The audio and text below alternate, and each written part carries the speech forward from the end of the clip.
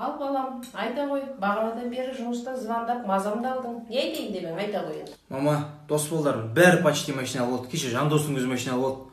Маған да бір 2-3 миллион ақша беріңіз, бір жақсы машина мініп алайын. Саған не болды? Әпереміз машинаны, ашуланба. Жағдайға қарасайшы, кішкене кредитімізді төлеп бітірейік.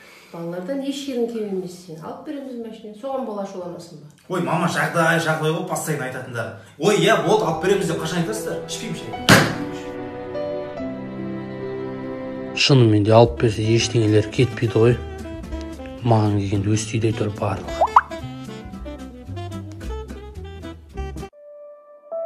Анаңды қадірлей біл тірісінде, онсыз алға баспайды бірісіңде. Бесігіңді күзеткен кірпігілмей, ұйқың тыныш болсын деп түнішінде. Тербейтін әлемді бесік шыр әнеді.